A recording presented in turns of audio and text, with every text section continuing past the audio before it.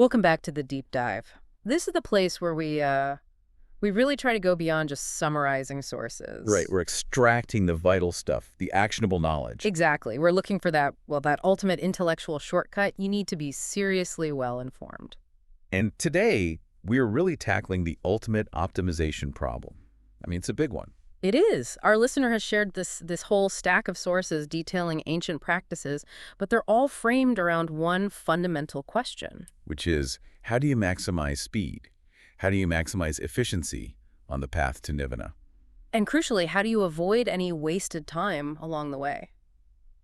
It's a very pointed question. We're looking at sources that detail the gradual training, but we're focusing on the prerequisites, the key meditative factors, Things like the seven awakening factors, Jana. and critically, the role of intention. Yeah. This isn't about just, spiritual wandering. No, this is high-performance spiritual engineering. We're looking for the accelerator pedal. We've pulled material on everything from, well, the absolutely foundational ethical stuff. Right, through to the deep meditative states. So our mission statement for this deep dive is, I think, pretty clear. Yeah, we're aiming to look past the general curriculum, the slow path. And zoom in on the specific steps.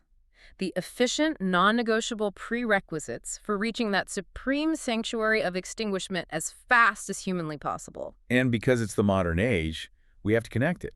We're integrating these ancient, very precise instructions with what modern neuroscience is revealing. About brain function, focus, system optimization, all of it. It's a fascinating bridge to build. Okay, let's unpack this. If we're aiming for speed, you'd think we'd start with the really advanced techniques, right? But every serious text seems to demand. It demands this flawless staging ground first. It does. You can't build a skyscraper in a swamp. So let's start with what the sources identify as the single most important grounding factor for the whole endeavor, and that's diligence. Diligence, or appamata in the original language, Mm. it really is the critical hinge upon which all efficiency turns. It's not just about working hard, is it? No, it's not just elbow grease. It's the quality of consistent, non-negligent effort.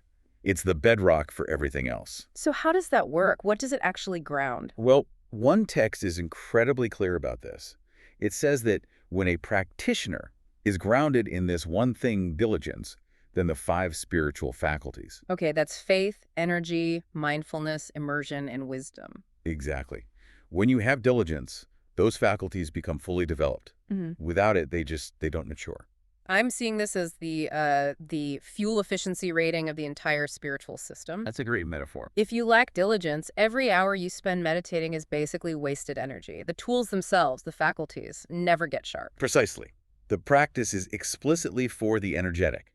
It says it's not for the lazy. That's a pretty stark warning. It is. It says that an energetic person, when they're engaged in a well-explained teaching and training, lives happily. It sets the expectation right from the start. So if you're coming at this with a lazy, sort of half-hearted attitude, You are, by definition, introducing inefficiency. And you're preventing that state of happiness and satisfaction that's actually necessary for the deeper progress. You need a certain baseline of well-being to even do this work. so diligence is the prerequisite for converting what you understand intellectually into an actual permanent lived experience. Yes. Okay, so diligence is the engine. What does this diligence immediately have to ground? The sources tell us it's got to be ethical conduct. Yes, the necessity of ethical conduct is, well, it's completely non-negotiable if you're looking for speed. And why is that? It seems like a moral requirement, but we're talking about efficiency. Because it's a pragmatic requirement. The path to freedom is described as a flowing stream, where good qualities build sequentially one on top of the other. It starts with ethics. It starts with skillful ethics. And this leads, very efficiently, to not having regrets. Okay, so that's the mechanism, the lack of regret. That is the key. That crucial lack of regret then flows into joy. From joy, you get rapture, then tranquility, bliss, immersion. And that's the on-ramp to the final knowledge and vision of freedom. The entire sequence depends on that first step. That sequence is fascinating because it reframes ethics. It's not a moral report card, it's a pragmatic energy-saving device. Absolutely. Think about it.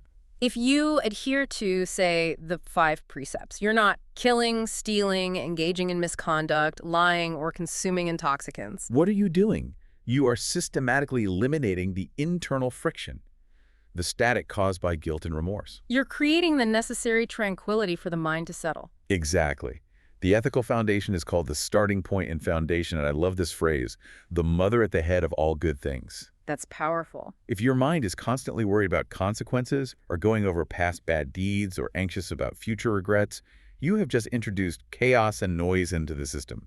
It's impossible. You can't achieve deep concentration. Not if your conscience is perpetually agitated. So this ethical foundation is what they call the near shore. You have to cross it to get any upward momentum at all. So it conserves mental energy by just setting up a boundary, a restraint. That's the word. Restraint. That makes perfect sense. I mean, no one can focus on advanced calculus if they're constantly being interrupted by loud arguments next door. Right. So ethical restraint is just making sure the environment, your internal environment, is quiet enough for deep work. That's it. So once that diligence and ethics are stable, the next massive area of efficiency, and I think this is where most people leak energy, Oh, absolutely. is sense withdrawal, sense restraint. This is the practical, minute-by-minute application of diligence. The core teaching here is profoundly simple, but, well, incredibly difficult to implement. And what is it? It's that the 6 fields of contact, the eye, ear, nose, tongue, body, and mind, bring suffering when they are, and listen to these words, untamed, unguarded, unprotected, and unrestrained. So if the gates are just left wide open. The defilements, things like greed and aversion, they just constantly rush in and they demand your attention, your energy. And the texts give us the exact failure mechanism here, don't they? The instruction is to apprehend neither the sign nor the particulars. Yes, this is the moment-to-moment juncture where efficiency is either won or lost. I need a modern metaphor for this. This is so critical. What does grasping the sign, the nimitta, versus exploring the particulars, the anubhyanjana? What does that actually look like in our hyper-stimulated world? Okay, let's use the most common example of modern energy drain. Social media or just news consumption. Perfect. So you're scrolling, you're trying to be diligent in your practice, but you're scrolling. And suddenly a picture flashes up. Maybe it's a highly stylized image of luxury, a new car, or a headline designed to trigger outrage. The initial flash, that attractive or repulsive generalized appearance of the object, that's the sign. Precisely. That's the nimitta. Grasping the sign is the initial infection. You stop scrolling, and the mind immediately recognizes, desire or anger. The moment the mind latches onto that generalized trigger, the defilements are already in motion. You've let the camel's nose under the tent. That's it. And the particulars, that's when the mind starts the internal monologue, the story. That's the deeper, much more energy-draining exploration of the Anubhyanjana. Yeah. If it was the luxury item, you start exploring the particulars. Where was that made? How much does it cost? Who do I know who has one? Do I deserve one? How could I possibly get one? The mind just multiplies the defilement. It allows desire or aversion to just thrive and take over the whole system. It proliferates.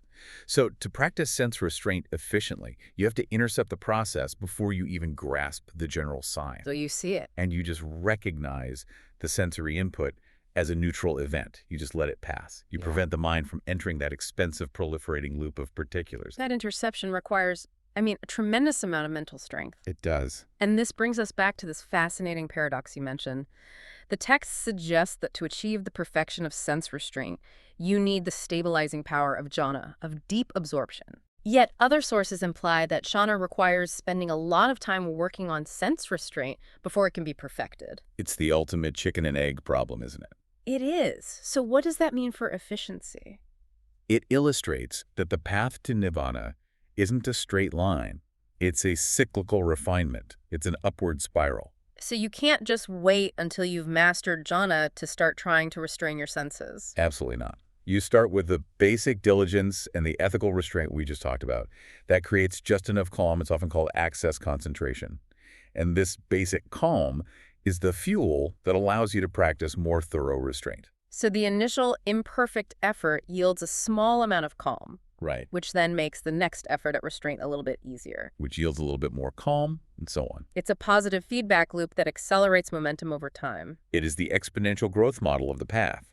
If you wait until the end to fully commit to sense restraint, you're just wasting years. So you have to start now. You begin with the ethical discipline, and you push the boundary of restraint intensely and immediately. Then the mind becomes pliable enough, fast enough, to enter those states of deep absorption, or jhana. It's like you have to, as one source says, dry out your mind from sensuality. That's the phrase. Before the true knowledge of vision can unfold, regardless of how hard you strive intellectually, the groundwork has to be there. Okay, we've established the foundation of diligence and this energy-saving sense restraint. Now let's move to the actual mental tools required to achieve that tranquil mind. Let's start with the heavy machinery of absorption. Jhana, or absorption. It's absolutely crucial for both the efficiency and the permanence of the achievement. Right. The goal isn't just a fleeting intellectual understanding. No, it's about achieving a rapture and bliss that are apart from sensual pleasures and unskillful qualities. This is a really crucial point for anyone seeking efficiency. Why can't a person just use pure intellectual wisdom to attain freedom? Why is this state of non-sensual bliss so necessary? Because the text is quite explicit on this. Without achieving this deeper, purer state of bliss, even a noble disciple who has attained some right wisdom can still they can still return to sensual pleasures. Sensual pleasures are incredibly addictive. They give very little real gratification, but they hold enormous power over the untrained mind. So they're the mind's default setting, the external reward system. They are. And jhana, then, is the replacement reward system. It's the internal, high-efficiency, sustainable bliss that permanently destroys the gravitational pull of all those external sense objects. That's it, exactly. Jhana is called the pleasure of renunciation, the pleasure of seclusion, the pleasure of peace, the pleasure of enlightenment. And it shouldn't be feared. No, the text says it should be pursued, developed, and cultivated, and should not be feared. It is the necessary antidote to the powerful inertia of the senses. And it's part of the Noble Eightfold Path, right? It's not some optional extra. It's right immersion. It's core to the whole structure. Okay, so let's detail the progressive refinement of attention within the jhanas and why that specific progression is so efficient. The first jhana is the entry point. It's the stage where you're still actively working. Right. The first jhana is the state of actively stabilizing attention.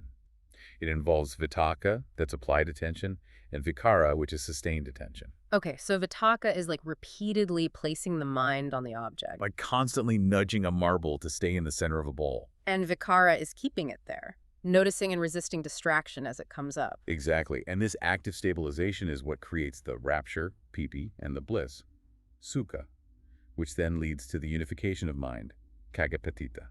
That active nudging and settling, the vitakka and vikara, that sounds, frankly, exhausting. It can be. So how does the practice accelerate beyond that initial high-effort stage? That's the genius of the progression. The second jhana is where efficiency just skyrockets. How so? In this stage, the applied and sustained attention, the nudging and the settling, they fall away. You're moving from a state of active management to a state of self-sustaining stabilization. Ah, so the mind just stays there on its own. Yes, the rapture and bliss are still there, but they are now born purely of immersion, without the cognitive load of having to continuously place and sustain your attention. So all the energy that you were previously spending just fighting off distraction is now freed up. And converted into deeper clarity. Wow. Precisely. The mind becomes internally stabilized, incredibly clear, and immensely workable. And the progression continues from there, getting even more refined. It does. By the third jhana, that intense, almost bubbly rapture fades away. It's replaced by a more profound, pervasive bliss and equanimity. And this all culminates in the fourth absorption. Yes, a state of pure equanimity and mindfulness, completely beyond the duality of pleasure or pain. This is the ultimate peak state of mental non-rigidity and perfect stillness. And that's what's necessary for the deepest insights to arise. Okay, given that deep jhana seems essential for mental stabilization and making sure you don't fall back, we have to address a nuance for our listener who's seeking the fastest path. Right. Specifically to that first stage of awakening, to stream entry. Is mastery of all four jhanas strictly necessary just to cross that initial threshold? This is a really important point of scholarly nuance, and it's a fair question. While jhana is always highly commended, there is some discussion about whether full mastery of all four absorptions is indispensable for stream entry. So what's the argument?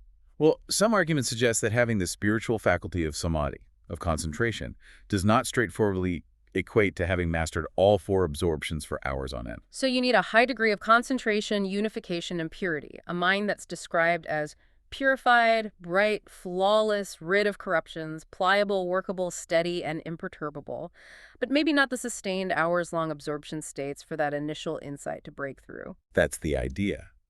But the underlying demand for efficiency remains exactly the same.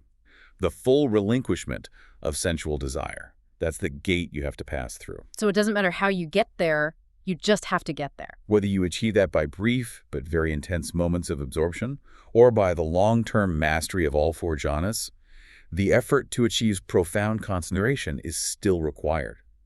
Concentration is the tool that makes the mind workable for wisdom. Without it, wisdom just stays theoretical. This concentration and the efforts to restrain the senses and the wisdom that arises, it all needs some kind of structural framework, doesn't it? It does. And this is where the 7 awakening factors come in. So how do they relate to efficiency? They are the analytical system. They're like the diagnostic tools that structure the practitioner's moment-to-moment efforts. So they're not a linear checklist. No, the Dhamma is taught analytically. And these factors are part of that structure. They sit alongside things like the 4 kinds of mindfulness meditation, the 4 right efforts, and the Noble Eightfold Path. They aren't 7 steps to be done sequentially. They are 7 interconnected qualities that you have to balance and develop in the process of meditation. Can you walk us through them quickly as a kind of balancing system? Sure. You have the activating factors, the ones that energize the mind. That's investigation of qualities, Dhammavikaya, energy, viriya, and rapture. So those are the up factors. Right. Then you have the calming factors, tranquility, passaddhi, immersion, samadhi, and equanimity, upekkha. Those bring the energy down and stabilize it. And what holds it all together? Mindfulness. I see. Mindfulness is the moderator, constantly aware of the balance of the whole system. If your mind is dull or sleepy, you emphasize the activating factors. If the mind is agitated and racing, you emphasize the calming factors. So they're a self-regulating system for achieving that efficient, perfectly balanced state you find in the 4th jhana. That's a perfect way to describe it. Okay, if the 7 factors are the system, is there one single practice that acts as the fulcrum for developing all of them efficiently? Absolutely. The sources strongly highlight mindfulness of breathing, or anapanasati. And why that one specifically?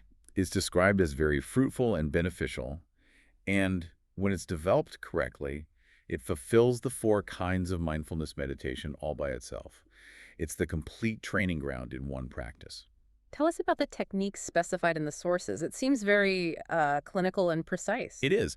It's an exercise in extremely fine-grained focus.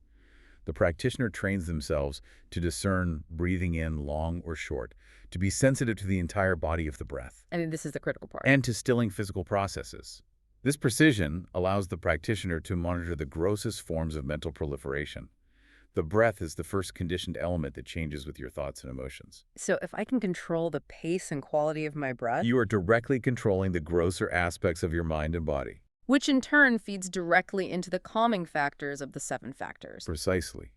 However, just like with jhana, this practice has a severe efficiency requirement, a prerequisite. Which is? True skill with mindfulness of breathing requires nothing less than the complete surmounting of sensuality, or overcoming the 5 lower fetters. So you can't just use it as a relaxation technique. If you approach this practice while you're still fundamentally attached to sense pleasures, hoping that this technique will just give you a nice, pleasurable mental state, you are completely undermining its purpose. It only unlocks its ultimate benefits when the mind is fully withdrawn and the chanda, the intentional striving, is directed only toward liberation. Okay, this is where the narrative tension and listeners' core question about speed just intersect so powerfully. It really does. We are told desire is the origin of suffering, yet we have to generate this supreme accelerating effort. So how do we use the energy of ambition, the very thing that causes us to crave, to destroy craving itself? This is the crux of it. We need to clarify the difference between problematic craving, which is tanha, and this useful, skillful intention, which is chanda. Let's start with the problem itself. The mechanism of suffering is rooted in craving, in tanda, and it's categorized into 3 types. Craving for sensual pleasures. Craving for continued existence, and even craving for ending existence. This craving leads to grasping, which supports continued consciousness, and that generates the entire cycle of suffering. And the sources confirm that our thoughts and our intentions are the literal support system for this continued existence. Absolutely. The texts state that consciousness becomes established and continues based on what you intend, what you plan, and what you have underlying tendencies for. So if my consciousness establishes itself on the intention for, say, sense pleasure, That consciousness will just continue to feed rebirth and sorrow. The goal is to starve the system of that particular fuel. But striving for Nibbana is a monumental task. It requires Herculean effort. If I eliminate all desire, including the desire for enlightenment, where does the fuel for this effort even come from? This seems like the perfect philosophical trap that could paralyze a diligent practitioner. And this is where Chanda comes in. This is the intentional striving for the path. It is the paradox that saves the diligent practitioner. Okay, so break it down. Chanda versus Tanja. The intention, the chanda, is a directional force. It's a purified ambition. Whereas craving, tancha, is a gravitational pull toward attachment and identification. And the sources give an example of this, right? An anecdote. They do.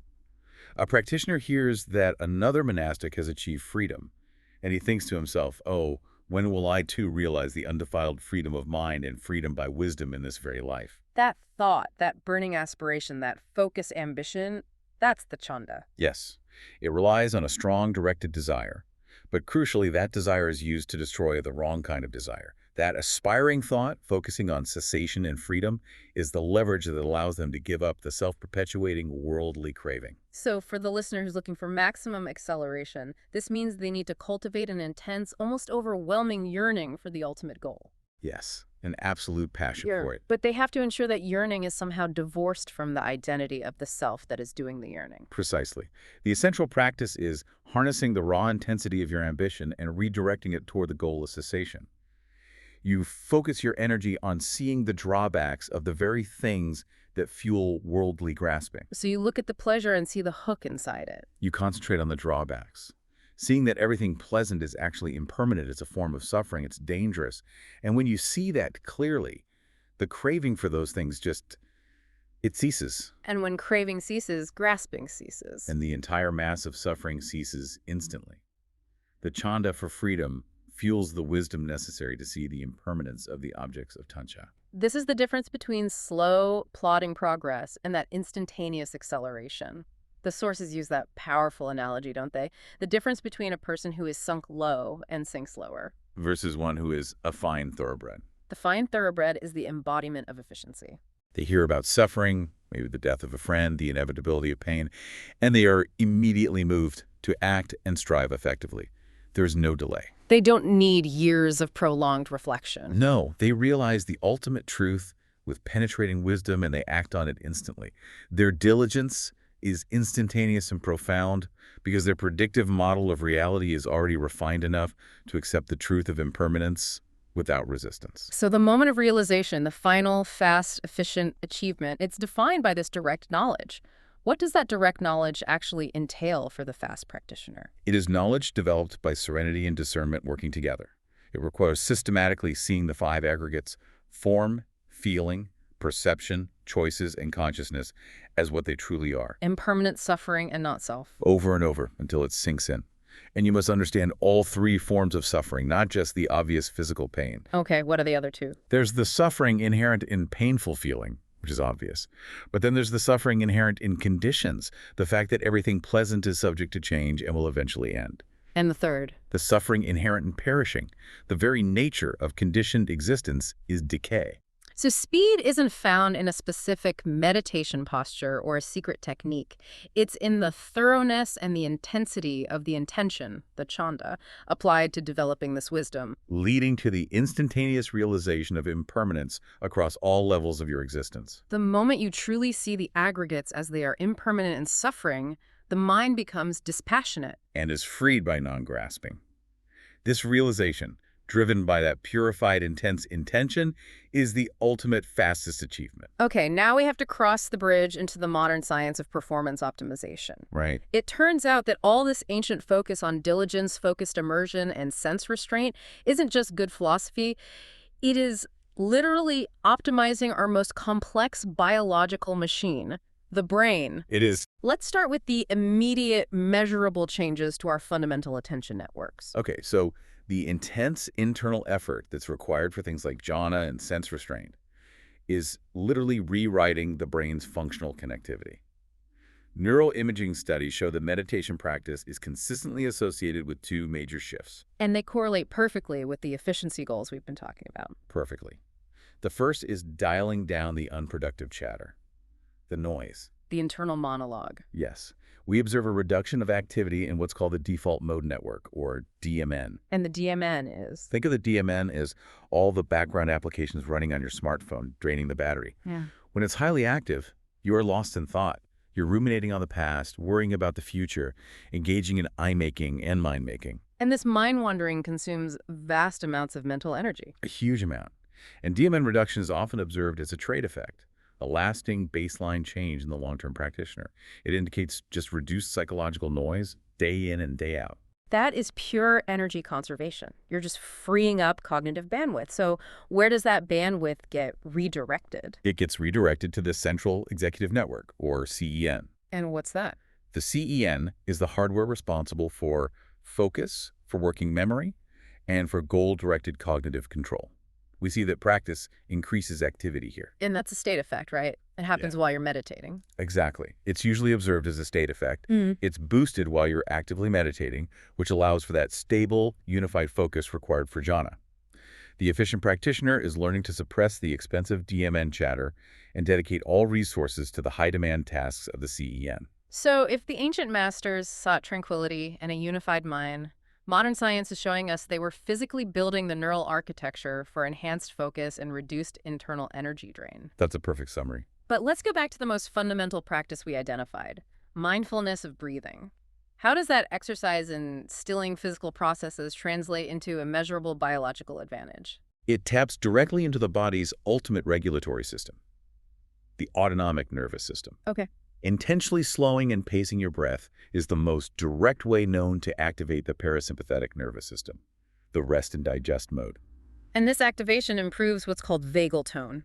Exactly. Vagal tone refers to the health and responsiveness of the vagus nerve, which is like a superhighway connecting the gut, the heart, and the brain. So a high vagal tone means you're more resilient. Highly resilient and adaptable. If you're stressed, your heart rate and breathing spike up, but a high vagal tone means your system can quickly return to equilibrium.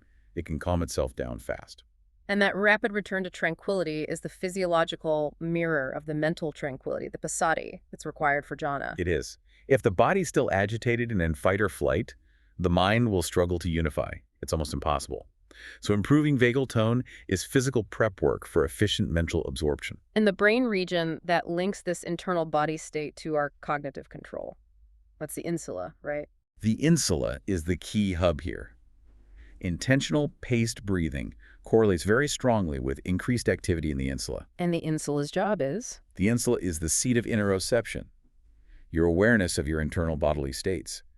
It integrates external sensory data with internal signals. So when the practitioner works on sense restraint, they are teaching the insula to be a highly effective filter. Yes. They are strengthening their ability to monitor internal changes and maintain control. This prevents that emotional or reactive cognitive hijacking that's caused by grasping at external signs or particulars. It sounds like the insula is the brain's internal dashboard, and sense restraint is the practice of calibrating that dashboard so you get accurate readings and you aren't distracted by all the external noise. Precisely. And if we look at the internal experience of rapture and bliss that the sources say is so necessary to replace sensual craving, the piti and sukha of jhana. We find biological correlates for that as well. You do. So the ancient texts describing the pleasure of seclusion might have an actual biochemical explanation. It seems so. Studies on deep meditation practices show increases in levels of key endocannabinoids, like AEA and 2-AG. Alongside BDNF, brain-derived neurotrophic factor. Right. The endocannabinoid system, the ECS, is involved in regulating mood, pain, and reward. This suggests that the positive psychological changes associated with deep practice are underpinned by the ECS. So it's offering a form of endogenous natural bliss. An internal reward system that is purer and far more sustainable than any external sensual pleasure could ever be. That is the ultimate efficiency hack. Why would you seek fleeting pleasure externally when you can generate a superior, non-clinging, sustainable bliss internally through focused effort? It directly addresses the problem of returning to sensual pleasures. It makes them seem coarse and unappealing by comparison. And this leads us to the most advanced model of cognitive efficiency, the predictive processing framework. Yes, the PP framework. The brain is fundamentally a prediction machine. It's constantly trying to understand new causal structures in the world. Consciousness itself is believed by some to be entailed by the compositional learning of these new causal structures. So the goal of liberation, seeing the world as impermanent and not self, is essentially the most radical and efficient update to our core predictive model of reality. It is the ultimate restructuring of your priors. The mind operates based on probabilistic predictions. When you have a deep, direct insight into suffering and impermanence, you are essentially reducing the prediction errors that cause suffering. The entire effort of the path is aimed at aligning the mind's internal model with external reality as it actually is. And what happens when this system becomes rigid or inefficient? When precision is biased, the system becomes highly rigid. For example, if you put too much weight or high precision on interoceptive internal signals, you get anxiety and rumination. That's the DMN running wild. And if you put too little weight? You can get dissociation or reduced responsiveness, which can look like PTSD. The efficient practitioner, through focused immersion and diligence, is constantly regulating this precision. And what neuromodulator acts as the dynamic adjuster for this precision? What's tuning the system? Dopamine plays a critical role here. Oh. It doesn't just signal a reward, as we used to think. It dynamically adjusts the precision or the certainty of anticipated rewards. So it influences our action selection and our learning. Immensely. The diligent practitioner is efficiently using dopamine to learn and adjust their predictions based on insight, creating a fluid, non-rigid, and highly adaptable mind that perceives reality accurately, without the self-deception caused by grasping at permanence. And that highly adaptable, non-rigid mental state is the neurological definition of a mind that's prepared for rapid insight. That's it. Okay, we've covered the necessity of intense diligence, the self-regulating mechanism of jhana and the 7 factors, the paradox of intentional striving, and the neuroscientific validation of this whole optimized process. Now, let's return to the destination itself. Nibbana. Final extinguishment. The destination is the ultimate efficiency.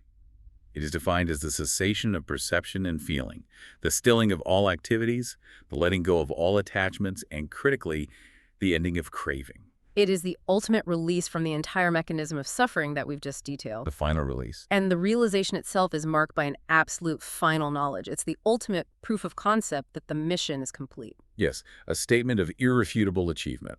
Rebirth has ended. The spiritual journey has been completed. What had to be done has been done. There is nothing further for this place. The efficient path leads to that finality. There's no ambiguity. And crucially, we have to emphasize for our listener that the speed of this achievement is entirely dependent on the intensity of the effort applied. The sources contain examples of high-speed liberation, don't they? They absolutely do. We see examples like Venerable Supada and Venerable Kassapa, who achieve the supreme end of the spiritual path in this very life shortly after their ordination. And what was the common denominator for their acceleration? What did they do? They lived alone, withdrawn, and intensely. Listen to these words again. Diligent, keen, and resolute. They compress the gradual training through sheer, focused intensity. So the secret shortcut isn't some magical mantra or a hidden technique. No. It's maximum, non-negotiable effort applied immediately to the foundational steps, sense restraint and diligence, until wisdom breaks through. The fastest path is always direct realization through wisdom. It's seeing suffering, its origin, its cessation, and the practice leading to its cessation. And if you fully understand all 3 forms of suffering, the suffering of pain, the suffering in conditions, and the suffering in perishing. And if that realization is driven by the pure, intense intention, the chanda, to be free, you are rapidly converging on the goal. This brings us to the final, necessary implication for the learner seeking this acceleration. The path is a gradual training structure, but the speed of progress is directly proportional to the intensity of your diligence and the absolute thoroughness of your sense withdrawal. You have to generate the maximum energy and intention for achieving the unachieved, attaining the unattained, and realizing the unrealized. So that striving itself, when it's focused on cessation, is the sole mechanism of acceleration. That's it. It's a powerful realization, isn't it, that the most efficient system is also the most ancient. Use foundational ethics to conserve energy. Use jhana to build sustainable internal bliss. And use the purified energy of intention to drive the insight that restructures your entire perception of reality. And we see the neurobiological data simply validating the brilliance of that ancient system design. We have dissected how the efficiency of the practice hinges on the radical relinquishing of attachment to the external world. Yet it's fueled by that paradoxical, fierce, intentional striving, the chanda, for the unachieved, the craving, to end all craving. But there's a final barrier, isn't there? The one that requires the supreme definitive insight. It's the root of the identity itself. Yes. Even if the senses are restrained and the mind is perfectly unified, the entire process is still implicitly driven by the I that wants to achieve this goal. So what happens when the mind is fully freed from I-making, mind-making, or underlying tendency to conceit? Well, when that deeply rooted conceit finally falls away, the realization is so profound and so far outside the realm of conditioned reality that the sources tell us the God themselves worship the one who is freed. What do they say? They say, "We don't understand the basis of your absorption. It is a freedom that is beyond comparison or classification." So we've learned that the path is accelerated by generating this massive targeted energy, but that energy must ultimately burn up the I that generated it in the first place. Exactly. Which leaves us with a final thought for you to consider. What does it mean for your life today if the very root of your ambition, the I-making, the deeply felt sense of self that is doing all this striving, is the only thing preventing the fastest realization of the ultimate goal? It suggests that the most efficient step you can take right now is to turn that penetrating wisdom not outward to the senses, but inward, to relentlessly question the identity of the one who is doing the striving. That is the final instantaneous leap.